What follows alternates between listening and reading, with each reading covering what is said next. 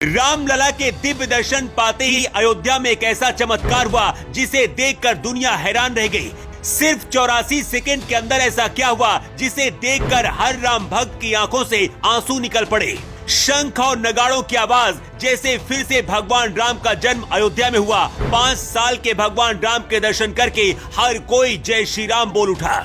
हर किसी की सांसें कुछ देर के लिए रुक गई। राम की प्रतिमा में जैसे ही भगवान राम ने प्रवेश किया, एक चमत्कार हो गया।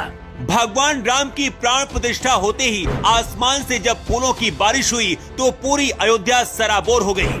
आसमान से पुष्पों की बारिश और हर किसी के हाथ में घंटी नगाड़ों से ऐसा माहौल बना कि पूरी दुनिया देखती रह गई। अमिताभ बच्चन से लेकर अंबानी तक, सचिन तेंदुलकर से लेकर कैटरीना कैफ तक हर कोई अयोध्या राम मंदिर का साक्षी बना। लेकिन अयोध्या में भगवान राम के लिए कलयुग के उस कर्ण के बारे में जानकर पूरी दुनिया हैरान रह गई है। मंदिर को नागर शैली में बनाया गया है। मंदिर में पूर्व दिशा से प्रवेश किया जाएगा, दक्षिण दिशा से निकास है। मंदिर में 5 मंडप है जिसमें नृत्य मंडप, रंग मंडप, सभा मंडप, प्रार्थना मंडप और कीर्तन मंडप नाम रखा गया है। 30 साल पहले पीएम मोदी ने जो कसम खाई थी, जब वो पूरी हुई तो मोदी भावुक हो गए। लेकिन जब आसमान से पुष्प वर्षा हुई तो पूरी अयोध्या का नजारा देखकर पूरी दुनिया खुशी से झूम उठी। लेकिन अब आपको कलयुग के उस दानवीर कर्ण के बारे में भी बता देते हैं जो राम के लिए सबसे बड़ा दानवीर बन गया है। वैसे तो पूरी दुनिया से भगवान राम के लिए दान आया है, लेकिन दानवीरों की इस लिस्ट में सबसे पहले नंबर पर जो नाम है वो है मुरारी बापू का। भगवान राम के लिए सबसे ज्यादा दान देकर सबसे बड़ा दानवीर और कलयुग के कर्ण बन गए हैं। 6 दशकों से भी अधिक समय से रामायण का प्रचार प्रसार कर रहे बापू ने कुल 18.6 करोड़ रुपए का दान देकर कलयुग के कर्ण बन गए।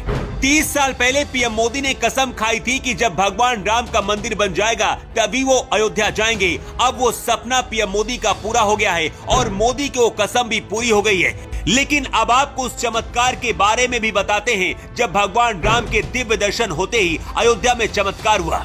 शुभ मुहूर्त केवल 84 सेकंड था। इसी 84 सेकंड में भगवान राम ने अपनी इस मूर्ति में प्रवेश किया। इस दौरान प्राण प्रतिष्ठा में मौजूद लोगों के हाथों में घंटियां थी। अमिताभ बच्चन से लेकर नीता अंबानी, मुकेश अंबानी और सचिन तेंदुलकर तक हर किसी के हाथों में घंटियां थी।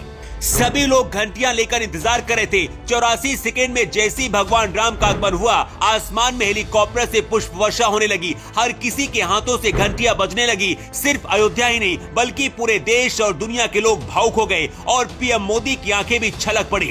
भगवान राम के सबसे पहले दिव्य दर्शन पाकर हर किसी को ऐसा एहसास हुआ जैसे राम का फिर से अयोध्या में जन्म हुआ है और हर कोई उसी जश्न में डूब गया है।